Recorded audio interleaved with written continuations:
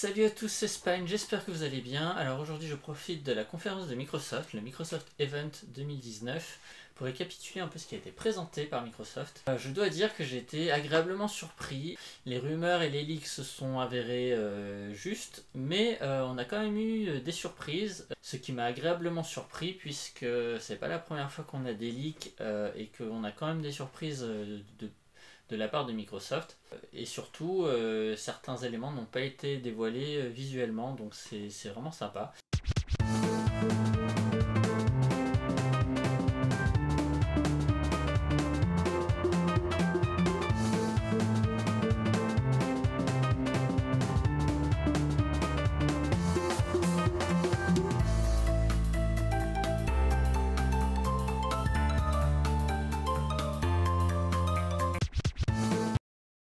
Je vais brièvement vous récapituler en sommaire ce que je vais vous présenter.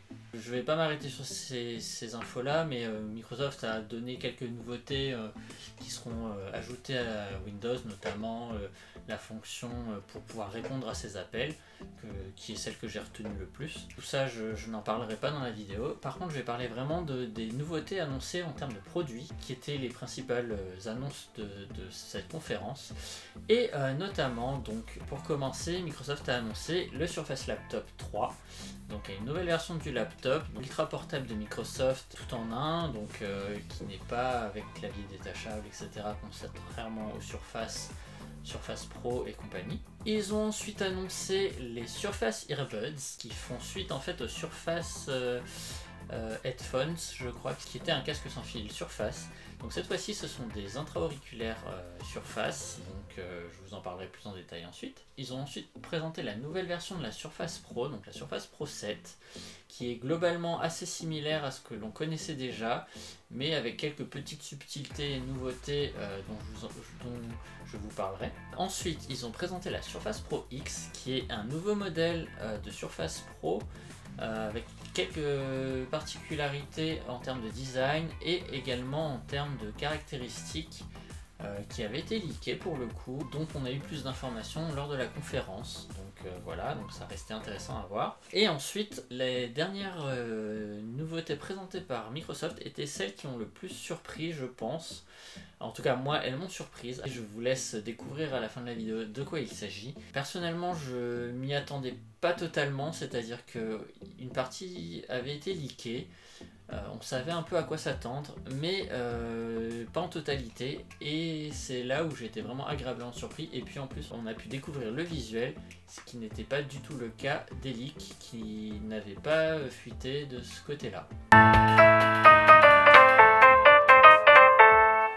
Microsoft a présenté, comme je vous l'ai dit en sommaire, le Surface Laptop. Donc visuellement il n'a pas tellement changé, il est maintenant en aluminium complètement, il n'est plus en alcantara, l'espèce de matière qui faisait un peu moquette, propre au Surface Laptop et au Surface Go, et à certains type-covers de la Surface Pro aussi. Mais cette fois-ci, il est tout en aluminium. Il existera en modèle 13,5 pouces comme avant et en modèle 15 pouces comme le Surface Book. Il aura un nouveau processeur et avec une petite subtilité cette année, c'est qu'on aura le choix entre deux modèles différents. On aura le modèle avec processeur Intel et le modèle avec processeur AMD. Donc il sera sous Ryzen spécial Surface avec un GPU Vega. On aura toujours un Surface Connect pour charger l'appareil. Donc cette fois-ci, Microsoft a annoncé la charge rapide en annonçant qu'en 1 heure, je crois, si je me souviens bien, en 1 heure, on pourra récupérer environ 80% de la batterie, ce qui est d'une première d'après moi sur les ordinateurs portables, et ce qui est vraiment intéressant pour le coup. Donc on aura ça, on aura aussi un USB type C et un USB A, donc qui permettront respectivement de brancher un écran ou un adaptateur ou un dock pour pouvoir brancher d'autres appareils, etc. Et l'USB A à brancher un appareil en USB A quand on n'a pas d'appareil en USB type C. Donc c'est plutôt cool. Je sais plus si le laptop 2 avait un USB type C. Je vous le cacherai pas. En tout cas, le laptop 3 l'aura. Et enfin, grande nouveauté, Microsoft a beaucoup joué là-dessus cette année. Le disque dur sera interchangeable dans le laptop, donc on pourra le changer, ce qui est une grande première sur les surfaces et notamment sur ce genre d'appareil où généralement on ne peut absolument rien changer.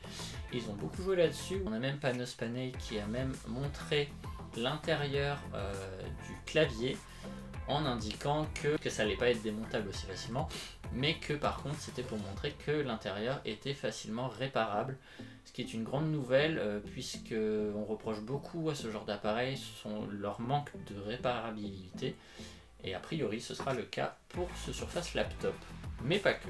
On a eu les prix en dollars, donc a priori elle coûtera entre 999 $, pour le modèle 13,5 pouces et 1199 $. On n'a pas plus de précision concernant les capacités. J'essaierai de vérifier pendant le montage si les fiches produits sont apparues, puisqu'a priori elles seront précommandables dès aujourd'hui. Et voilà pour le Surface Laptop 3.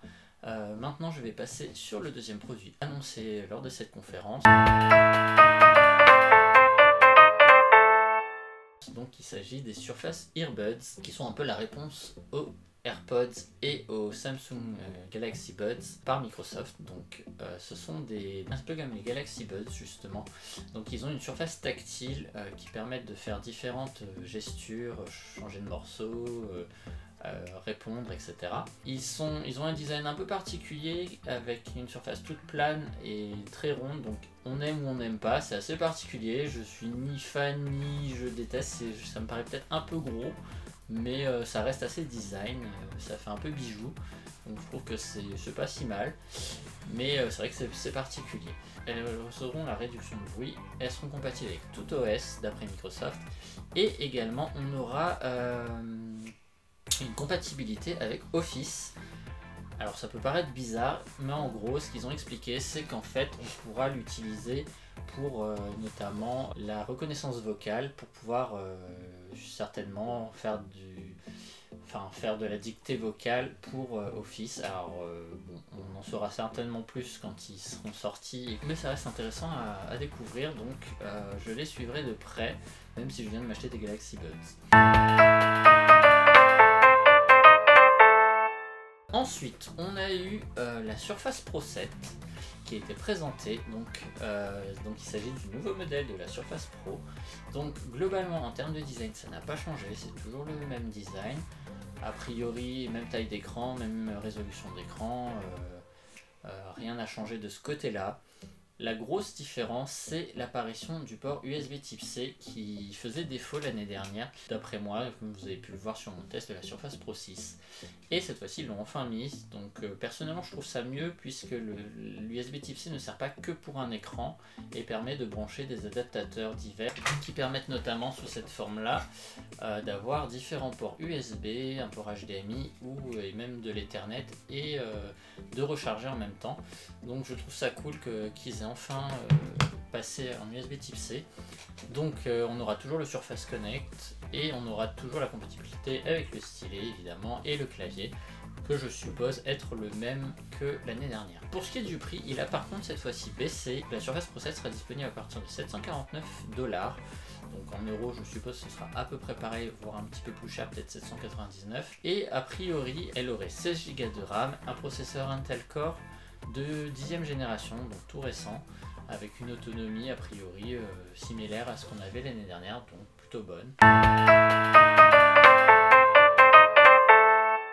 Une des nouveautés de cette année, il s'agit de la Surface Pro X. C'est un produit qu'on n'attendait pas forcément jusqu'au leak qu'on a eu récemment, notamment les premières images qu'on a eues de la tablette qui se sont avérées justes. Alors la particularité de cette surface, c'est qu'elle a la même dimension qu'une Surface Pro, sauf qu'elle a un design un peu différent, plus arrondi, plus fin. Elle fera 760 grammes pour 5,3 mm d'épaisseur, donc elle est vraiment toute fine. Elle aura un écran un peu plus grand, donc un écran de 13 pouces, mais dans un châssis qui sera à peu près similaire a priori aux dimensions de la Surface Pro. Et l'autre différence, c'est qu'elle sera sous un processeur ARM, donc Microsoft l'annonce avec une autonomie renforcée, mais sans que les performances soient a priori amoindrie, donc elle serait en théorie plus puissante qu'une Surface Pro 6. Ils annoncent 2 teraflops de puissance graphique, ce qui situerait la puissance similaire à une PS4 à peu près. À voir si ça se confirme ou pas dans les faits. Aussi, la nouvelle version de Windows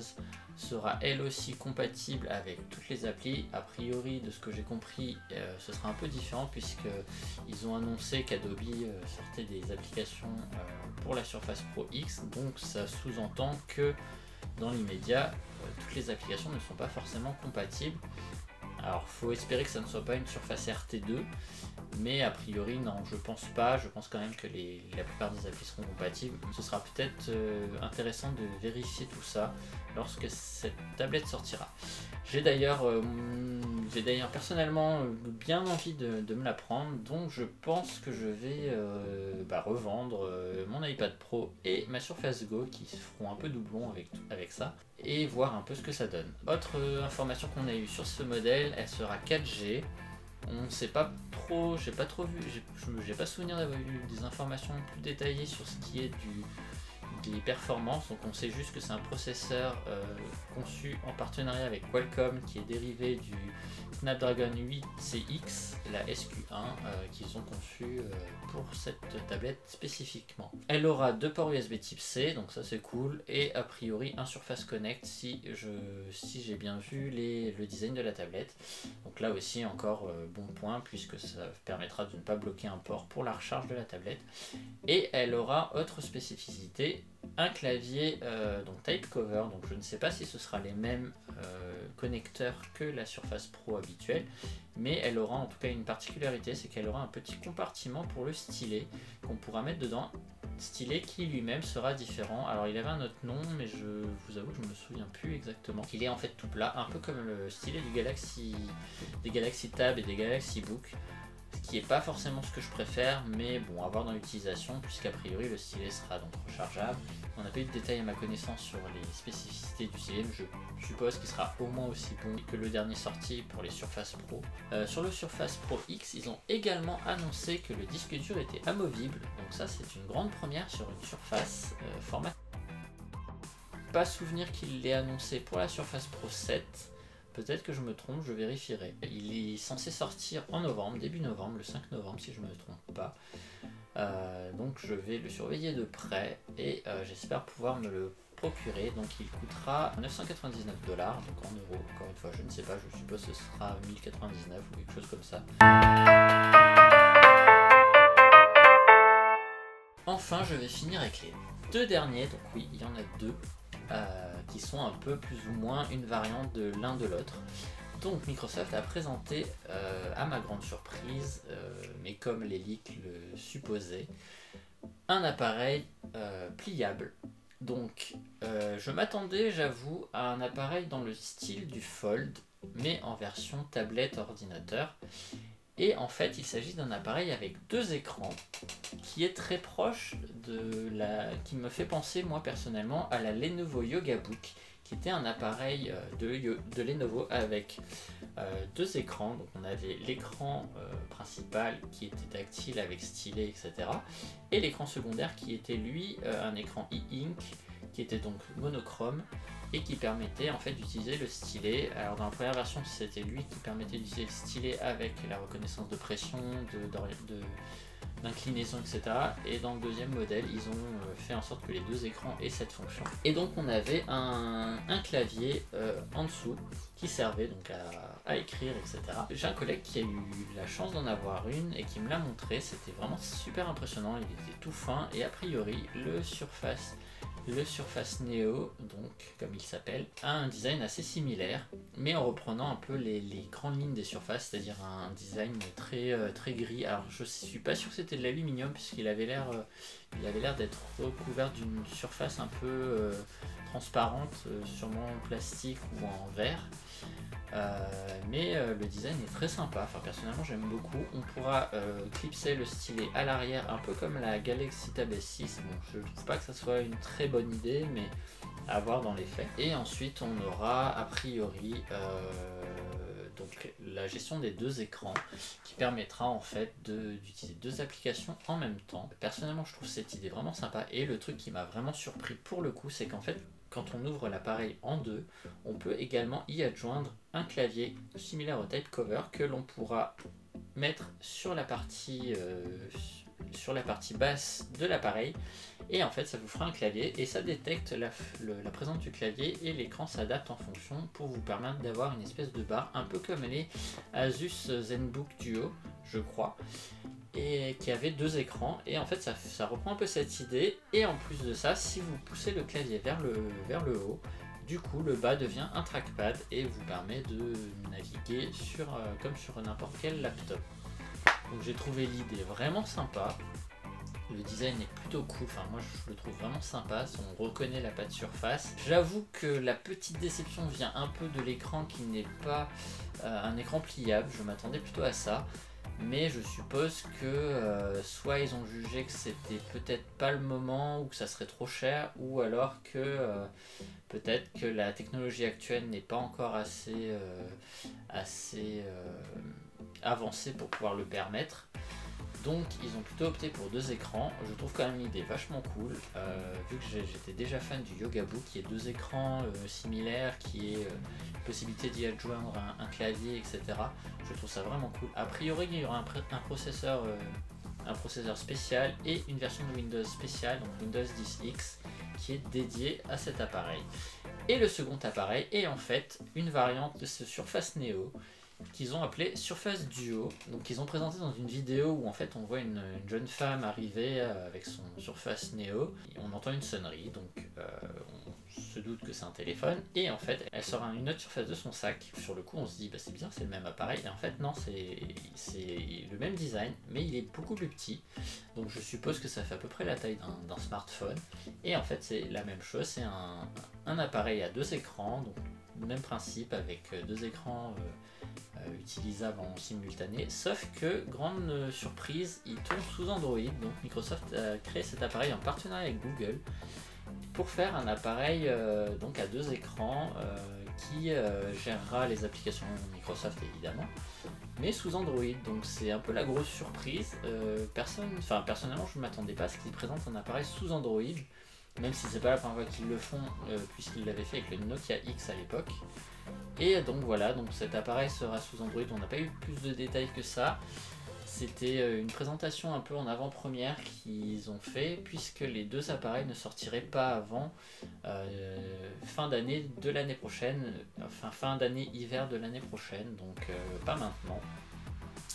Donc je suis très curieux de voir ces appareils. J'ai trouvé les designs vraiment réussis, les idées vraiment cool. Alors peut-être que certains vont trouver que l'écran, les doubles écrans c'est un peu inutile. Moi perso je pense que ça peut être vraiment cool, ne serait-ce que par exemple, je sais pas, regarder une vidéo et dessiner de l'autre côté, puisque j'ai oublié de le préciser effectivement, même le Surface Duo est compatible avec le stylet, donc le même stylet que la Surface Pro X et que le Surface Neo. Donc a priori donc on pourra prendre des notes, donc ce sera un peu une sorte de Galaxy Note mais à deux écrans, et je trouve ça vraiment cool. Je me dis qu'il y a vraiment des fonctions qui peuvent être sympas. Ils ont montré également que quand on utilisait l'écran en déplié, en horizontal, ça peut servir de clavier ou ça peut servir également de manette de jeu. Donc vu que c'est dur, c'est vrai que c'est possible, et je me dis que ça peut être vraiment cool si après les accessoiristes ou Microsoft sortent des accessoires qui peuvent s'adjoindre aussi à la tablette. Ça peut être cool puisque ça peut devenir une espèce de mini console couplé avec Shadow ou avec d'autres systèmes. Ça peut vraiment être cool, ou avec le xCloud, ça peut être vraiment génial. Enfin voilà, donc j'ai trouvé le principe vraiment cool, j'ai été vraiment bluffé. J'ai un peu retrouvé cette petite excitation que j'ai eue quand j'ai découvert le Surface Book, et j'ai un peu retrouvé cette communication qu'ils avaient fait pour le Surface Book, où ils nous avaient présenté donc le Surface Book au début comme un ultra portable, enfin comme un ultra portable surpuissant, et qu'ensuite ils nous ont fait une deuxième partie de vidéo où là ils nous ont montré que l'écran était détachable et qu'on pouvait l'utiliser indépendamment du clavier. Et là en fait ils ont bien montré, ils ont fait un peu la même chose, c'est qu'ils ont présenté le Surface Neo Donc on a vu une tablette pliable et tout, donc ça c'était cool. Et puis après, deuxième vidéo, truc qu'on n'attendait pas du tout, personnellement je l'attendais pas du tout. Ça a été la grosse surprise, et la fille qui sort littéralement de son sac le Surface Duo, et là on voit un téléphone, un peu le Surface Phone que tous les fans de Microsoft et de Windows Phone notamment, enfin Windows Mobile aussi, attendaient, et au final on a plus ou moins cette sortie. Donc c'est un smartphone Microsoft mais avec Android. Donc voilà, donc perso j'étais bluffé, j'étais vraiment surpris, j'ai trouvé ça vraiment cool. J'étais vraiment content de voir que Microsoft pouvait encore surprendre et innover, puisque c'est vrai que ces dernières années on n'avait pas vraiment de grosses nouveautés, on avait surtout des mises à jour de leurs produits qui étaient déjà pour moi très intéressants, mais c'est vrai qu'on n'avait pas eu de grosses claques pour le moment ces 2 dernières années.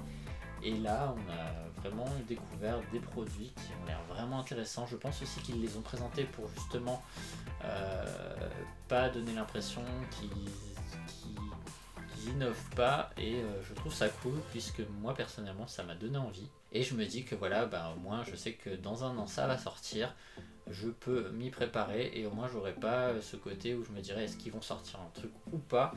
C'est sûr, ça sort au moins l'année prochaine, si ce n'est pas plus tard. C'est possible que ça soit repoussé, j'en sais rien. Peut-être que ça peut évoluer aussi en termes de design, peut-être qu'ils vont rajouter un écran flexible. Je ne pense pas, puisque déjà que les appareils risquent d'être assez chers. S'ils rajoutent un écran flexible, ça risque d'être encore plus cher. Donc j'attends de voir pour les prix.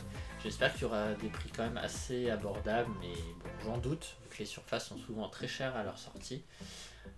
Voilà, donc j'ose espérer que ça coûtera moins que le Galaxy Fold, vu que ce n'est pas un écran flexible, même si c'est 2 écrans, etc. On verra. Enfin voilà, donc personnellement je suis très emballé par ces annonces, que ce soit la Surface Pro X et les Surface Neo et Duo. A noter qu'ils ont annoncé aussi que toutes les surfaces, donc Surface Pro, Surface Laptop et Surface Pro X, auraient les nouveaux systèmes de système audio, donc de micros, qu'ils appellent les micros studio, donc qui ont une meilleure qualité de son. Je vais le signaler au tout début. Et donc ça, pareil, ça peut être sympa pour notamment pour moi, pour faire des vidéos, ça peut être cool, avoir la qualité de la caméra. Enfin voilà, donc j'ai fait le tour, j'espère que ça vous a plu. N'hésitez pas à me dire en commentaire ce que vous avez pensé de la présentation de Microsoft si vous l'avez vu, ou d'aller regarder les vidéos que je vais vous mettre en lien, donc des différents produits qu'ils ont présentés, que vous avez pu voir aussi derrière moi, ou que vous allez voir en vidéo incrustée à cette présentation.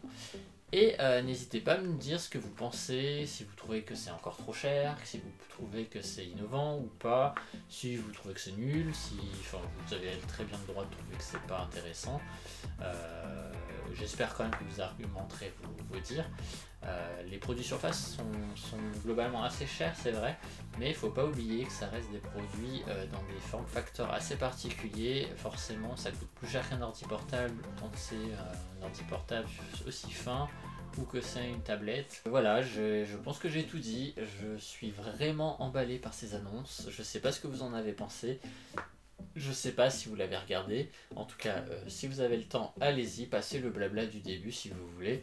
Mais regardez au moins les annonces des appareils. Franchement, ça vaut le coup d'œil.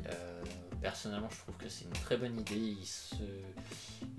Ils innovent, ils vont dans un sens où personne n'est allé, comme ils avaient fait à l'époque avec les surfaces, qui étaient certes pas parfaites au départ, mais qui étaient quand même des appareils très très intéressants dès le début, mais qui avaient des lacunes. Je pense que ce sera un peu pareil avec ce nouveau produit, mais personnellement j'ai envie de tester, donc j'espère que les prix sont pas non plus trop élevés. En tout cas, pour la Pro X, je vais revendre, je pense, quelques appareils que je possède pour pouvoir me la procurer sans me ruiner, puisque je ne peux pas non plus tout acheter plein pot. Mais j'ai vraiment envie de la tester et de tester ce nouveau stylet, de tester ce nouveau format qui a l'air vraiment sympa. J'espère que ça vous a plu, n'hésitez pas à laisser des commentaires, n'hésitez pas à laisser des likes si ça vous a plu, n'hésitez pas à vous abonner à la chaîne si vous souhaitez me suivre et m'encourager, puisque j'ai besoin d'abonnements pour pouvoir progresser. Je vous dis à très bientôt pour une prochaine vidéo, c'était Spine, salut!